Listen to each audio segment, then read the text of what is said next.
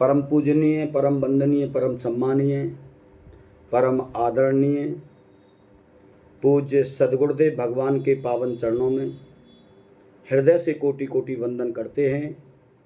इस धरा पर साक्षात रमण बिहारी रूप में अवतरित होने वाले साक्षात भगवान का ही स्वरूप गुरु मूर्ति को हृदय से कोटि कोटि वंदन करते हैं, जो प्राणियों का कल्याण करने के लिए जो ज्ञान की गंगा बहाते हैं और इस प्राणी को वह योगदान में देते हैं जो संसार में कोई नहीं दे सकता। वह गुरुदेव अपनी कृपा करके हमारे को वह योगदान देते हैं जो हमारे अंधकार की निवृत्ति करा देते हैं एवं हमारे हृदय के अंदर ज्ञान का दीपक जला देते हैं और हमें अनेकानेक विकारों से मुक्त करा देते हैं। ऐसे परम पूजनीय श्री सद्गुरुदेव भगवान के पावन चरणों में हम सभी हृदय से कोटि कोटि वंदन करते हैं। जीवन में हमेशा हमको सतर्क रहना चाहिए। सतर्कता वही है जो किसी भी प्रकार से हमारा कोई गलत आचरण ना हो। इसके लिए हमको सत्संग की जरूरत है और सत्संग मिलना बड़े दुर्लभता है और बड़े परम सौभाग्य की बात है, क्योंकि सत्संग कभी बिना हरि कृपा के नहीं मिलता है। हम अपना ऐसा आचरण करें, ऐसा प्रभु को रिझाने का कार्य करें, 24 घंटे मंगल आचरण करें, जिससे हमारा हरि हमसे खुश हो जाए और हमें किसी साधु संगति, किसी साधु का आश्रय ग्रहण करा दे। इससे निश्चित है कि हमको भगवान का, हमको सद्गुरु का वाणी का रसपान सुनने के लिए मिल जाएगा। वही सत्संग है जो हमें भगवान से मिला दे, जो हमारी इस जीव आत्मा को जो माया के प्रपंच में पड़ी हुई है इसको विकारों से मुक्त कर दे। यह सत्संग से ही संभव है, क्योंकि प्राणी अनेकों प्रकार के भटकाव में रहता हुआ, अनेकों प्रकार की लोभ आसक्तियों में फंसा हुआ, मैं और मेरे वालों के लिए अनेकों प्रकार के लोभ में पड़ कर के अनेकों प्रकार का पापाचरण करता है। क्योंकि जिनके लिए रात और दिन जो पापाचरण करता है, जिनके लिए रात और दिन की नींद हराम कर देता है, जिनके लिए अपने आप को और अपने गोविंद को भूल जाता है, एक दिन समय आने पर जब हमारी जर्जर अवस्था होती है, जब जरासंध आ जाता है, जब बुढ़ापा आ जाता है, जिनके लिए रात और दिन हमने एक की अज्ञान में, जिनके लिए हमने रात और दिन पापाचरण करे, वही हमको ठुकरा देते हैं और जीवन में फिर बड़ा पश्चाताप होता है। इसीलिए संत महापुरुष कहते हैं पहले से ही जाग जाओ, क्योंकि जागने का अभी समय है, फिर जागने का समय नहीं रहेगा। फिर तो बुढ़ापे में अपनी अनेकों प्रकार की बीमारियों से, अनेकों प्रकार के कष्टों से जूझते रहेंगे। और किसी कवि ने 3 लाइन लिखी हुई हैं, उनको बड़े गौर से सुनो।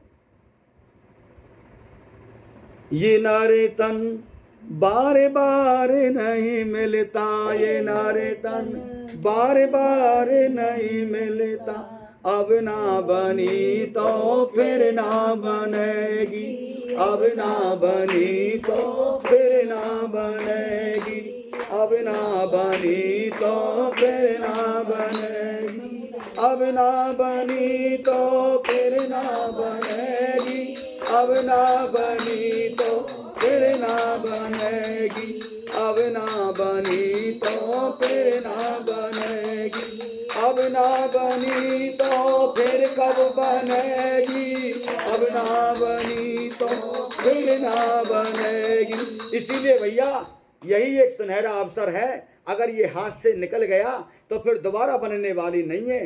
फिर आगे क्या कहते हैं, भजन किया नहीं सत्संग में आया, भजन किया नहीं सत्संग में आया, मानव जन्म तूने बेरता गवाया, मानव जन्म तूने बेरता गवाया। ले जननी तेरी तोय फिर ना जनेगी, जननी तेरी तोय फिर ना जनेगी, अब ना बनी तो फिर ना बनेगी, अब ना बनी तो फिर ना बनेगी, अब ना बनी तो फिर ना बनेगी। तेरी जवानी भर में बुलानी, तेरी जवानी भर में बुलानी, गुरपित मात की बात न मानी, गुरपित मात की बात न मानी। ये नैया तेरी कैसे पार लगेगी, नैया तेरी कैसे पार लगेगी, अब ना बनी तो फिर ना बनेगी, अब ना बनी तो फिर ना बनेगी, अब ना बनी तो फिर ना बनेगी, अब ना बनी तो फिर कब बनेगी, अब ना बनी तो फिर ना बनेगी। ओ प्राणी देख तेरी काया है माटी, ओ प्राणी देख तेरी काया है माटी, ओ प्राणी देख तेरी काया है माटी, ओ प्राणी देख तेरी काया है माटी। एक दिन उड़ेगी पतंग जैसे कांटी, एक दिन उड़ेगी पतंग जैसे कांटी, हाँ एक दिन उड़ेगी पतंग जैसे कांटी, एक दिन उड़ेगी पतंग जैसे कांटी। ये माटी तो माटी में मिल के रहेगी, ये माटी तो माटी में मिल के रहेगी, अब ना बनी तो फिर ना बनेगी, अब ना बनी तो फिर ना बनेगी, अब ना बनी तो फिर ना बनेगी। बोली श्री रमण बिहारी लाल की जय। 24 घंटे हमको सावधान रहना चाहिए, क्योंकि मानव का जो जन्म मिला है ये बहुत ही दुर्लभ है। इस दुर्लभ जन्म को भगवान की जो कृपा से हमको मानव जन्म मिला, इसकी एक एक सांस को जो हीरा से भी ज़्यादा कीमती है, बहुत ही सोच समझ करके इनका उपयोग करिए।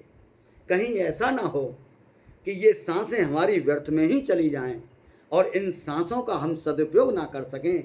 इसीलिए इस सांस रूपी पर राम नाम रूपी माला पुरो करके भगवान के नाम की माला बना दो, जिससे ये माला बाद में काम आएंगी। जैसे मीराबाई ने भी कहा था, राम नाम के हीरे मोती मैं बिखराऊं गली गली, राम नाम के हीरे मोती मैं बिखराऊं गली गली, लूटने वाले लूट ले जाओ शोर मचाऊं गली गली। भैया मौका है, मौका है, मौका है, लूट लो, लूटने वाले लूट ले जाओ शोर मचाऊं गली गली।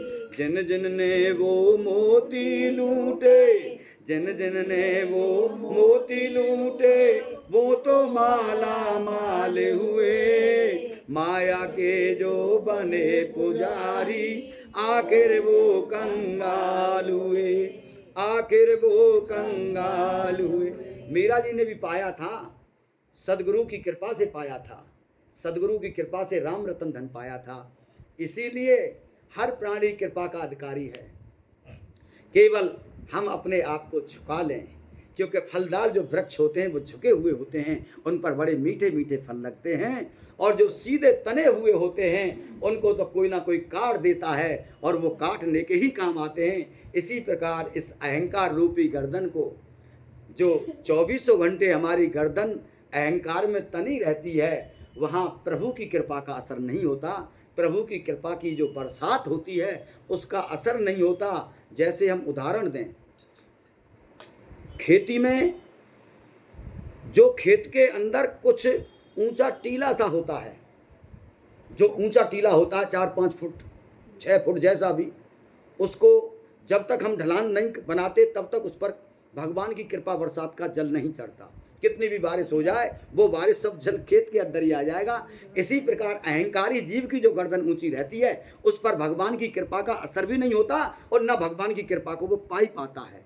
इसीलिए भैया सत्संग से हमको ये सीख मिलती है, हमारे अंदर विनम्रता आ जाए, हमारे अंदर साधुता आ जाए, हमारे अंदर सज्जनता आ जाए, जिससे हमारी जीवन बोझ ना बने, हमारा जीवन बहुत ही सरल और सहज बन जाए, जिंदगी जीते जीते छोटी पड़ जाए और ऐसा जीवन जिए जो मरने के बाद भी लोगों के हृदय के अंदर जिंदे बैठे रहें। जैसे स्वामी विवेकानंद जिंदे बैठे हुए हैं, रामकृष्ण परमहंस जिंदे बैठे हुए हैं और माता मीराबाई भी जिंदी बैठी हुई हैं, भक्त प्रहलाद, भक्त ध्रुव, अनेकानेक सदन कसाई जो कसाईगिरी का कर्म करते थे वो लोगों के हृदय में जिंदे बैठे हुए हैं।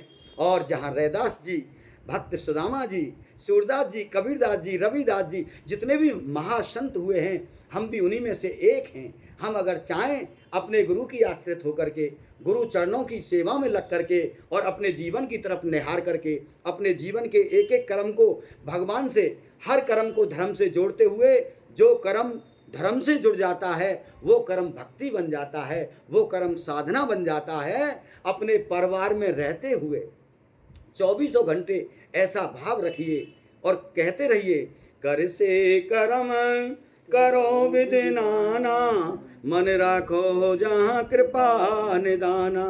ये नहीं हम कह देते हैं अपनी बात को बड़ी करने के लिए कि भैया घर में बच्चों का पालन पोषण करना, घर में और सारे कार्य करना, ये भी हमारा धर्म ही है। लेकिन ये धर्म जब तक नहीं बनता, जब तक हम इस कर्म को धर्म से नहीं जोड़ते, इस कर्म को भक्ति से नहीं जोड़ते, क्योंकि सारा कर्म घर गृहस्थी का भी एक आश्रम होता है।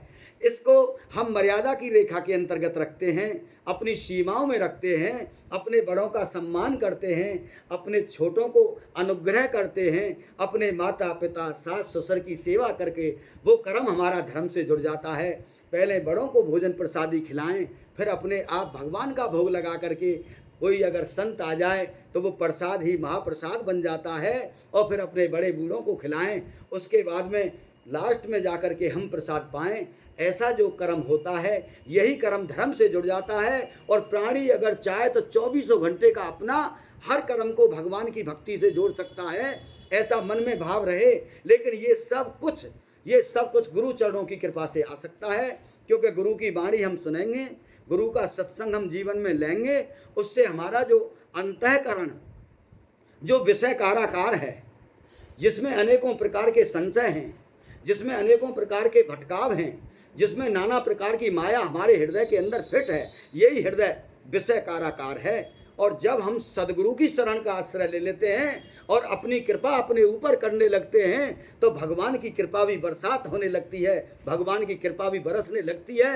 एक दिन यही अंतःकरण भगवदाकाराकार हो जाता है। और उसी तरह से जैसे आज सत्संग समागम में तुमको जो आने का मौका और सौभाग्य मिला है, ये सब भगवदाकाराकार की ही निशानी है, क्योंकि सत्संग में वही लोग आते हैं जिनके ऊपर भगवान की विशेष कृपा होती है, भगवान का विशेष अनुग्रह होता है। इसीलिए हमें 24 घंटे सावधान रहना चाहिए कि सत्संग कैसे मिले।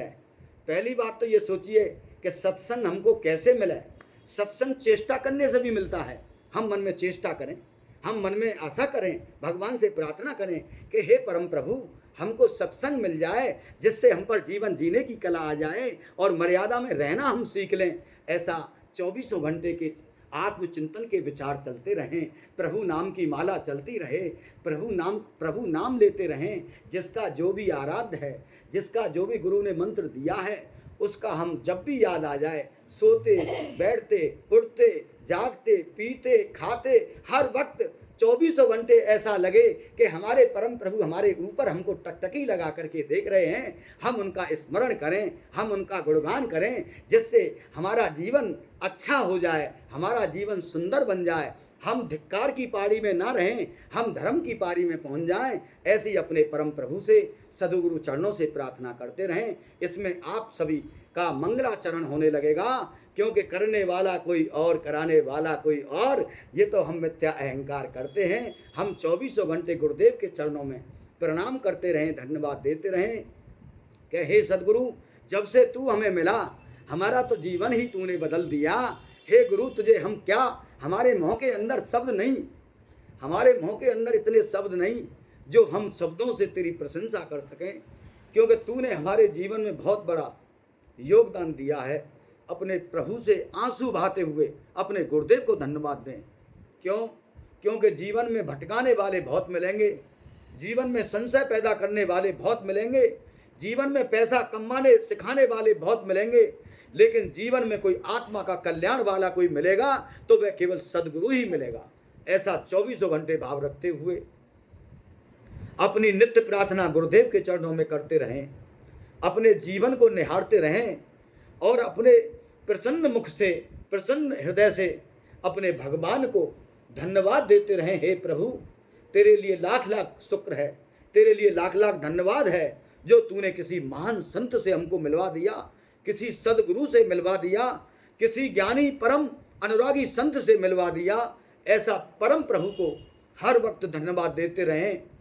क्यों कहते हैं लोग भगवान नहीं मिलते, भगवान हर जगह व्याप्त रहते हैं, लेकिन ये प्रेम का हृदय में अनुराग उत्पन्न होने से ये मिलते हैं। क्योंकि हम उदाहरण आकाश का देते हैं। आप रात्रि में आकाश के अंदर कितने तारे देखते हैं, लेकिन सुबह दिन निकलते ही पर्दा पड़ जाता है सूर्य के प्रकाश का, वो तारे दिखने बंद हो जाते हैं। लेकिन ये नहीं कह सकते कि आकाश में तारे नहीं हैं, केवल दिखने बंद होते हैं। इसी प्रकार हमारे ऊपर भी माया का पर्दा पड़ा हुआ है, हमारे ऊपर भी काम क्रोध मद लोभ मोह अहंकार मान बड़ाई प्रतिष्ठा सम्मान कर्ता पने के अहंकार का माया रूपी दीवार का पर्दा पड़ा हुआ है, जो भगवान हमको दिखाई नहीं देते, भगवान का हमको अनुभव नहीं होता। लेकिन ये सत्य समझ लेना, भगवान कण कण के अंदर विराजमान हैं, भगवान जन जन के अंदर विराजमान हैं। क्योंकि जिसके हृदय के अंदर रस रूपा प्रेमा भक्ति प्रकट हो जाती है, वह प्रहलाद बनकर के भगवान को खम्भे के अंदर से प्रकट कर देता है। ऐसा 24 घंटे का हमारा भाव रहे, 24 घंटे हम उस आनंद में रहें जो वास्तविक हमारा आनंद है, जिस आनंद से हम वंचित हैं, जो हम मुक्ति के द्वार पर बैठे हुए हैं, लेकिन माया रूपी दीवार हमारे हृदय में, भगवान की त्रिगुणी माया के चंगुल में फंसे हुए हम भगवान की तीनों प्रकार की माया, त्रिगुणी माया, रज सत्य तम तीनों गुणों में हम पूरी तरह से आसक्त हो गए, इसके हम अधीन हो गए। हम वास्तविक अपने आनंद स्वरूप को भूल गए, हम अपने मुक्ति के मार्ग को भूल गए, हम अपनी साधुता को भूल गए, हम अपनी सज्जनता को भूल गए, हम अनेकानेक आनंदों को भूल गए, हम मर्यादा को भूल गए। हमने मर्यादा की रेखा का उल्लंघन कर दिया, हमने जीवन को सिद्धांत से नहीं जिया, जीवन जीने की कला को हम भूल गए। उसमें हम अनेकों प्रकार के दुख उठाते हैं, अनेकों प्रकार के संकट हमको झेलने पड़ते हैं, अनेकों प्रकार की माया उत्पात हमको मचाती है रात और दिन। क्योंकि माया तो पुलिस की तरह है, जब माया में हमारा मन आसक्त है तो हम अनेकों प्रकार के उपद्रव करेंगे, और यही माया थानेदार बन करके हमारी कमर को डंडा से तोड़ेगी और निश्चित तोड़ेगी। ये सरकार यहाँ की का डंडा तो दिखने वाला होता है, लेकिन प्रकृति की जो सरकार है, जो भगवान की बनाई हुई माया है, उसका डंडा पड़ेगा लेकिन दिखेगा नहीं, केवल देखते रह जाना। भगवान हमारे ऊपर बड़ा बहुत ही अत्याचार हो रहा है। लेकिन हम जिस समय कर्म करते हैं, जिस समय हम अहंकार करते हैं, जिस समय हम दूसरे का दिल दुखाते हैं, जिस समय हम दूसरे को छलते हैं, ठगते हैं, जिस समय हम सबसे नफरत और द्वेष भाव रखते हैं, उस समय हम बिल्कुल नहीं सोचते कि ये कर्म के बीज हम बो रहे हैं, एक दिन यही बीज आकर के उपजेंगे और बड़े प्रतिकूलता लेकर के आएंगे। और कहा है भगवान ने, संतों ने कहा है, रचा है सृष्टि को जिस प्रभु ने, वही ये सृष्टि चला रहे हैं। रचा है सृष्टि को जिस प्रभु ने, वही ये सृष्टि चला रहे हैं। जो पेड़ हमने लगाए थे पहले, उसी का फल अब हम पा रहे हैं, उसी का फल अब हम पा रहे हैं। हम भगवान के भेजे हुए हैं, भगवान से वादा करके आए हैं, और जैसी हम चादर लेकर के आए वो यहाँ आकर के सबरी कर्मों के दाग लगा लिए हैं, कर्मों के दाग लग गए हैं।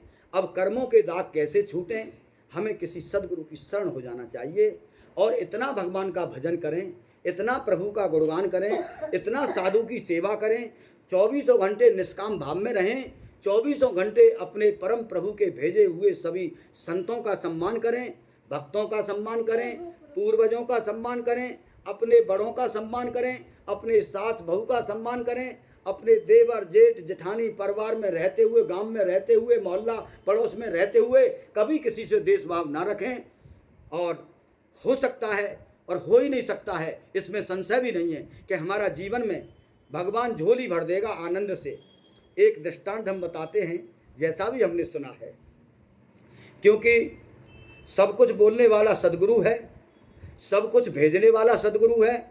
हम तो टैप रिकॉर्ड की तरह नाटक करते हैं, टैप रिकॉर्ड की तरह हम बोल देते हैं, लेकिन भेजने वाला गुरु ही है और बोलने वाला भी वही है। और कोई भी अगर गलती हो तो हमें गुरुदेव क्षमा करें, और जो शब्द गलती का है और गलत लग रहा है वो वास्तव में हमारे अज्ञान का है, और जो तुमको मीठा और अच्छा लग रहा है वो सदगुरु का भेजा हुआ है, ऐसा हृदय में भाव रखें। एक बार एक परम वैष्णव भक्त रहते थे, उनकी फैमिली भी थी, गृहस्थी संत थे, संत आश्रम था, गृहस्थी संत आश्रम। गृहस्थी में भी संत रहते हैं, ये मत समझना कि विरक्ति में और वैराग में ही संत, गृहस्थी भी वैरागी होते हैं। ऐसे महान भक्त, पड़ोस में रहने वाला, धुंधकारी की तरह परिवार जिसका उपद्रवी, 24 घंटे कलह कलेश, 24 घंटे परेशान रहने वाला परिवार भी उसी के पड़ोस में रहता था। काफ़ी जब उस व्यक्ति में, जो परिवार को चलाने वाला, जो भी भगवान ने जिसको परिवार की जिम्मेदारी दी, वो उस परिवार का मुखिया परेशान होकर के एक दिन उस गृहस्थी भक्त, जो गृहस्थी का जो भक्त है, गृहस्थी आश्रम में रहने वाला परम भक्त वैष्णव भक्त है, उसके पास पहुंचता है, जाकर के उसको प्रणाम करता है। बोले, प्रभु मेरी समस्या का समाधान करो, मैं कुछ पूछना चाहता हूं। मेरे घर में रात और दिन का कलेश रहता है, मैं मानव प्राणी में रहते हुए 24 घंटे मैं नरक जैसा महसूस करता हूं। ऐसा लगता है कि ये जीता जागता ही नरक है, क्योंकि जब तक कोई संत से नहीं मिलता, कोई भक्त से नहीं मिलता, तब तक उसके जीवन में खुशियां नहीं आ सकती। वो लाखों कमा ले, करोड़ कमा ले, पूरब से पश्चिम तक का धन अपने घर में रख ले, लेकिन उसका मन प्रसन्न नहीं हो सकता, क्योंकि सुखी हो सकता है उसका मन या दुखी हो सकता है। ये सुख और दुख तो माया के धुंध हैं, लेकिन असली जो आनंद है वो चित्त की प्रसन्नता है, उसका चित्त प्रसन्न नहीं हो सकता। यही प्रार्थना करते हुए उसने उस गृहस्थी संत से कहा। उसने बोला, ठीक है भैया, अब शाम हो गई, तुम कल दोपहर को आना। टीका टीक दोपहरी का मौसम होता था, जून का महीना था, लगभग गर्मी का बहुत ग्रीष्मकालीन समय था, जिसमें लू चलती हैं, झांक चलती हैं। दूसरे दिन उसको टाइम का इंतजार था। जैसे ही 5 मिनट कम 12 हुए, वो 12 बजे तुरंत उस गृहस्थी संत के यहाँ पहुँच गया। जाकर के उनको प्रणाम करता है और कहता है कि प्रभु मुझे मेरे सवाल का जवाब दीजिए, मैं बहुत ही सुनने के लिए आया हूँ, जिससे मेरा भी कलह कलेश दूर हो जाए। ठीक है। उसने बैठाया, जल पिलाया और अपनी जो धर्म पत्नी थी उसको आवाज़ लगाई, अरे सुन नहीं रही क्या? कि हाँ स्वामी, अरे जरा लैंप जला करके ले आना। पत्नी ने उसकी ने दोपहरी में आराम कर रही थी, उठ करके स्वामी की एक ही आवाज़ में बिना किसी आलस के लैंप को जला करके ला करके लैंप को रख गई और सीधी वापस चली गई रख करके। ये पत्नी का धर्म होता है कि कभी कोई पति की आज्ञा हो तो उस पति की आज्ञा का अक्सर कर ज़्यादातर हमेशा कोशिश करें, पालन ही करें। अगर कोई बात गलत भी नज़र आ रही है तो एकांत में कह दें कि स्वामी, अगर ये कार्य ऐसे नहीं और ऐसे हो जाता तो कैसा रहता। ये मर्यादा है। लेकिन उस लैंप को रख करके चली गई और पड़ोसी आया था, इस बात को देख रहा था, कुछ नहीं बोली। आधा घंटे बाद दोबारा आवाज़ लगाते हैं। जैसे ही उनको नींद की झपकी आई, जैसे ही आराम में पहुंची, बोले सुन नहीं रही क्या? कि हाँ स्वामी बताइए, थोड़ा सा मीठा एक कटोरी में ले आइए। अब मीठा मंगाया, घर में सब कुछ मौजूद होने के बावजूद, और नमकीन ला करके रख दी। तो पति ने भी कुछ नहीं कहा, उधर पत्नी ने भी कुछ नहीं कहा कि तुम्हारी फूट गई है, कहा तुमने दोपहरी के टाइम में ये लैंप मंगाई है, कितना उजीता हो रहा है। उसने भी कुछ नहीं कही और पति देव ने भी कुछ नहीं कहा। वो नमकीन लेकर के चली आई और चली गई। पड़ोसी से बोला, यही तुम्हारे प्रश्न का जवाब है। त्याग करना सीखिए, धैर्य रखना सीखिए, सब्र करना सीखिए, और यथा योग्य समय और काल और परिस्थिति के आधार से जीवन जीना सीखिए। विचारों को मत काटिए। समय पर जो काम हो गया ठीक है, बाद में समझा दीजिए, अकेले में समझा दीजिए, तुम्हारे घर का कलेश खत्म हो जाएगा। यही जीवन जीने की कला है जो हमें किसी संत से, किसी भक्त से मिल सकती है। अब आगे का प्रश्न, किसी संत से किसी भक्त कहता है कि स्वामी हम भक्ति कैसे करें? हम जब भक्ति करते हैं तो घर गृहस्थी का कार्य छूटता है, और जब घर गृहस्थी के कार्य में और अपने बिजनेस में या अपनी नौकरी में जब हम मन लगाते हैं तो भगवान का कार्य छूटता है, भगवान की भक्ति छूटती है। कोई मार्गदर्शन कराएं। स्वामी कहते हैं, वो संत कहते हैं कि बेटा यही अज्ञान है।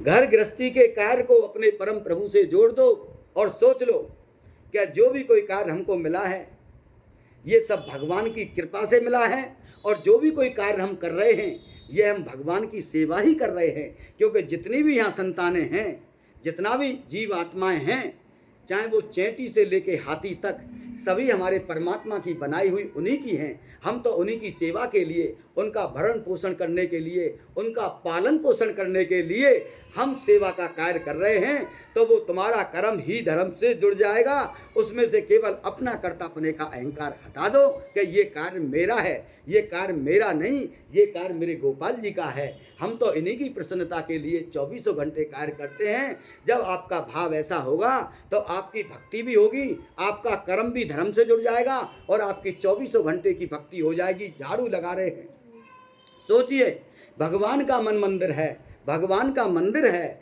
क्योंकि सारी सृष्टि ही भगवान की है, कण कण भगवान का है। हमारा आया कहाँ से? भगवान का ही मंदिर है जो हमको दिया है गृहस्थी आश्रम के लिए।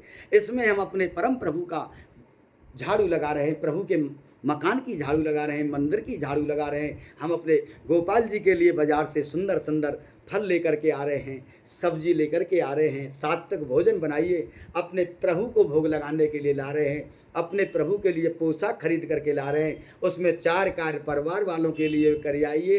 परिवार वाले कोई और नहीं, वो सभी नारायण की संतान हैं, उनके लिए भी अनुग्रह की वर्षा करो। उनसे कोई गलती हो जाए, कोई अपराध बन जाए, कोशिश करो थोड़ा सा समझा करके नज़रअंदाज कर दो, ज़्यादा अंदाज में मत लाओ। परिवार में पति पत्नी में आपस में झगड़े होने का कारण एक दूसरे की बात को ज़्यादा गौर से, ज़्यादा अंदाज से देखना, अंदाज से कम देखो, समझाने का कार्य ज़्यादा करो, प्यार से समझा दो, भाई आज तो हो गया है लेकिन आगे से ऐसा काम नहीं होना चाहिए, ये कार्य अच्छा नहीं है। पत्नी का भी फर्ज है, वो अपने आप विद्वान और ज्ञानी उस समय ना बने, वो भी कह दे ठीक है पतिदेव आगे से ये काम नहीं होगा, उससे दोनों का दिल अच्छा हो जाएगा, दोनों के अंदर पवित्रता आ जाएगी, दोनों के अंदर मैत्री का संबंध जुड़ जाएगा और कलह कलेश से मुक्त हो जाएंगे। इसी प्रकार नित्य प्रतिदिन हमको ध्यान रहे, सुबह जगने से लेकर रात्रि के समय तक हम मर्यादा में रहें, हम भगवान के ध्यान में रहें, भगवान के भजन में रहें, भगवान की भक्ति में रहें, और उस भक्ति के साथ इन कर कमलों से भगवान का दिया हुआ कोई भी कर्म, कोई भी बिजनेस, कोई भी सेवा, कोई भी नौकरी, किसी भी प्रकार का कोई भी कार्य है, भगवान की सेवा मान करके बड़े अच्छे भाव से, बड़े कुशलता के साथ, बड़े धैर्यता के साथ उस कार्य को करें। और जिस समय एक कोई कार्य करें उस समय अपनी पूरी शक्ति उसी कार्य में लगा दो, अपने दिमाग को सब जगह से हटा दो, केवल उस कार्य में लगा दो और सोचिए कि ये कार्य मेरे ठाकुर जी ने मुझे सौंपा है, मेरे ठाकुर जी का ये कार्य है, मैं ठाकुर जी की कृपा से इस कार्य को कर रहा हूँ। उस कार्य में तुम्हारी सफलता हासिल हो जाएगी। और जब हम एक कार्य को करते हुए अपने मन को अनेकों कार्यों में लगा करके रखते हैं, ना तो अनेक कार्य होते, ना वो कार्य ही सफलता के साथ होता। इसीलिए ध्यान अवस्था में सभी कार्यों को करिए, ध्यान अवस्था में ही अपने आप को रखिए, कभी ध्यान में भटकाव नहीं आ जाए, कहीं माया का धुंध हमको पकड़ ना ले, इसके लिए हर समय गुरु जी के चरणों को पकड़ के रखो। एक हाथ में गृहस्थी का कार्य रखो, एक हाथ में नारायण गुरुदेव भगवान के चरणों को पकड़ के रखो। और जब कार्य पूर्ण हो जाए, शाम को पूरा कार्य से निवृत्ति हो जाए, पूरा आराम कर लें, पूरा घर का कार्य कर लें, दोनों हाथों से गुरु और गोविंद के चरणों को पकड़ के थोड़ी देर के लिए भजन कर लेना, एकाग्रचित्त मन से भजन कर लेना और रात्रि में भजन करते करते सो जाना। बड़ी सुंदर तुमको भाव की नींद आएगी और जब जगेंगे तो भगवान की स्मृति में ही जगेंगे, ऐसा मन में भाव रखना। क्यों? क्योंकि यहाँ जितना भी प्रकृति के अंदर है ये सब कर्म योनि है। ये कर्म का बीज हम डालते हैं, ये कर्म के बाद में भोग योनि बन जाती है, फिर हम इस कर्म को भोगते हैं। इसीलिए कह दो, हे नाथ, पाप और पुण्य सब तेरे अर्पण हैं, हम तो तेरी शरण हैं, हम तो तेरी शरणागति हैं। अब जो भी कुछ कराएगा, जो भी कुछ कराएगा तू करेगा, तू ही कराएगा, हम इसके भागी नहीं हैं। हमने तो अपनी डोर तेरे हाथ में दे दी है, हम तो पतंग बन गए हैं। तू जैसे हमको नचाएगा, जैसे तू हमको कराएगा, वैसे हम तेरी सेवा जान करके कार्य तेरे ही आधार से तू ही कराएगा, तू ही करने वाला, तू ही कराने वाला है। पतंग बन जाइए, डोर प्रभु के हाथ में सौंप दो, तुम्हारे जीवन का सारे का भार प्रभु खुद उठा लेंगे। तुमको पता नहीं पड़ेगी कि हमारी जिंदगी कब निकल गई, कब हमारी जिंदगी की शाम हो गई। और जब हम दोबारा से होंगे तो हमें किसी योगी ऋषियों के, किसी संत भक्तों के घर में जन्म मिलेगा शरीर शांत होने के बाद। क्योंकि तुम्हारे अंदर भगवान की कृपा से मानवता का जन्म हो गया, साधुता का जन्म हो गया। और जब तक समझ लेना, जब तक इस हृदय में अनुराग प्रकट नहीं होगा, जब तक प्रभु का विशुद्ध प्रेम प्रकट नहीं होगा, जब तक प्रभु का पूर्ण पात्रता वाला ज्ञान प्रकट नहीं होगा, मणि रूपी प्रकाश प्रकट नहीं होकर के सिया राम में दृष्टि नहीं बनेगी, तब तक परमात्मा अपने योग के द्वारा, अपने योग माया के द्वारा तुम सभी जीवात्माओं को जो जो प्रभु की शरणागति हैं, जो जो गुरु चरणों की शरणागति हैं, उनके लिए विधान रचता है, उनको इतने अच्छे सुंदर परिवार में जन्म देता है जहाँ जाकर के वो उस परमात्मा को प्राप्त कर लें। और परमात्मा को प्राप्त करने के बाद हमारा जीवन बहुत ही आनंद में प्रकट हो जाता है। माया का अनेकों प्रकार का कलेश, काम, क्रोध, मद, लोभ, झंझट, माया का दुख, कलेश, भटकाव, संशय, सबका सब दूर हो जाता है। केवल कहा है, सम्मुखे होयो जीव मोहि जबोई, जन्म कोट यग नासै तबई। जब ये मन निर्मल हो जाता है तो ये जीव परमात्मा के सम्मुख हो जाता है। निर्मल मने जने सो मोह पावा, मोयो कपट चल छिद्र न भावा। हमें निर्मलता आती कैसे है, कैसे निर्मलता आती है? तो गोस्वामी जी ने एक बहुत सुंदर चौपाई लिखी है। भक्ति स्वतंत्र सकल सुख खानी, बिनु सत्संग न पावे प्राणी। तुमरी कृपा पाओ कोई कोई, ये सुख साधन ते न होई। ये तो देखिए कि आप सभी के ऊपर कितना बड़ा भगवान का अनुग्रह है, कितनी गुरु चरणों की कृपा है, कितने परम सौभाग्यशाली आत्मा हो कि ब्रज के अंदर जन्म मिला। संसार कितना बड़ा है, कितना बड़ा संसार है, और जीव आत्मा के लिए थोड़ी सी जगह ही काफ़ी है।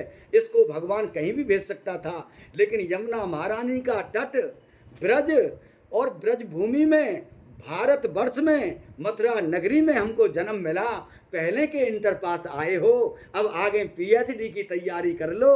तुम सभी भगवान के कृपा पात्र हो और अपनी कृपा पात्रता में भगवान को दोष मत देना। केवल हमको गुरु अनुग्रह से, गुरु कृपा से भगवान की शरण होकर के आगे बढ़ना है, जिससे हमारा मन, जिससे हमारा अंतःकरण निर्मल हो जाए, निर्मल हो जाए, निर्मल हो जाए। रात और दिन अंदर ही अंदर प्रभु का नाम जपता रहे। हम प्रभु की माला करें, प्रभु का नाम जप करें, लेकिन हमारे अंदर दिखावे का भाव नहीं हो, बिल्कुल भी हम किसी को दिखाएं नहीं। अंदर से कोई देख ले तो कोई बात नहीं, माला जाप करते हुए कोई देख ले तो कोई बात नहीं, लेकिन हमारे अंदर ईमानदारी में दिखाने का भाव ना हो। क्यों? भजन भजन के लिए किया जाता है, भजन दिखाने के लिए नहीं किया जाता।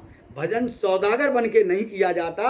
भजन तो केवल इस हृदय में भगवान के प्रति प्रेम हो जाए, इसके लिए किया जाता है। यही सच्ची भक्ति, निष्काम भक्ति है। ऐसा कभी प्रभु से सौदागरी नहीं करें, केवल प्रभु पर भरोसा रखें।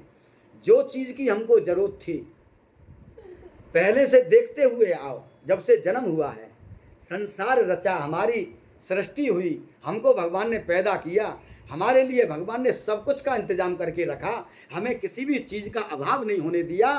तो ऐसे प्रभु के विश्वास को भुलाकर अनेकों प्रकार की असीमित इच्छाओं में पड़कर हमें अपने आप के अंतःकरण को गंदा नहीं करना। जो पहले गंदा हुआ है उसको राम नाम करके शुद्ध कर लो, गुरु नाम करके शुद्ध कर लो, सेवा करके शुद्ध कर लो। क्योंकि इस कलकाल जैसे समय में केवल सेवा और सुमरन दो चीज़ ऐसी हैं जो प्राणी के अंतःकरण को विशुद्ध प्रेम से लबालब कर सकती हैं। ऐसा मन में पक्का विश्वास कर लो, क्योंकि ऐसा ही सभी संत महापुरुष कहते हैं और उनका जो सुना हुआ है उसी को हम तुम्हारे सामने टैप रिकॉर्ड की तरह बोल देते हैं, क्योंकि रिकॉर्ड वो करते हैं और बोल हम देते हैं। ऐसी उस गुरु की कृपा है। हम क्या करें, ये बोला रिकॉर्ड किया हुआ अंदर ही नहीं रुकता है, ये सभी के लिए निकलना चाहता है, इसीलिए इसको निकलवा देता है गुरुदेव, जिससे किसी और का भला हो। भाई हम जो भी गुरुदेव बुलवाता है, गुरु की वाणी चलती है, हम टैप रिकॉर्ड की तरह हैं, और जो भी हम गुरुदेव बोल रहा है, भैया कोई अपना कल्याण करो या ना करो, हमें तो आनंद आता है। हम तो कोशिश करते हैं कि कैसे भी हमारे पाप से भी निवृत्ति हो जाए, कैसे भी हमारा पाप दूर हो जाए। रात और दिन हमारा जो पाप है, रात और दिन के हम पापाचरण करने वाले जीव किसी भी तरह से हम शुद्ध हो जाएं, जो भगवान की गोदी में बैठने के हम भी अधिकारी बन सकें, गुरुदेव के चरणों की आश्रिता के, गुरुदेव की चरणों की शरणागति के हम भी अधिकारी बन जाएं, हम भी गुरुदेव के चरणों में बैठ लें, जिससे गुरु हम पर दुलार करे, गुरु हम पर प्यार करे, और प्यार करने के बाद, पुचकारने के बाद हमको भगवान की गोदी का आश्रय दे दे, हमको भगवान की गोदी में डाल दे। ऐसे पूर्ण सद्गुरुदेव भगवान के हृदय में, पूर्ण सद्गुरुदेव भगवान के चरणों में हृदय से कोटि कोटि वंदन करते हैं, जो ज्ञान की गंगा भारे हैं, जो प्रेम की गंगा भारे हैं, जो हमको केवट बन करके इस भव रोग से पार कर रहे हैं। ऐसे सदगुरु के चरणों में हम हृदय से कोटि कोटि वंदन करते हैं। बोलिए सदगुरुदेव भगवान की, श्री रमण बिहारी लाल की, आज के आनंद की जय, पूज्य सदगुरुदेव भगवान की, गोपाल जी महाराज की जय, सत्संग महामहोत्सव की जय, एकादशी महामहोत्सव की, स्थान देवता की जय। बोलिए श्री श्री 1008 श्री श्री राधिका रानी की जय। जय श्री राधे। कैसा लगा?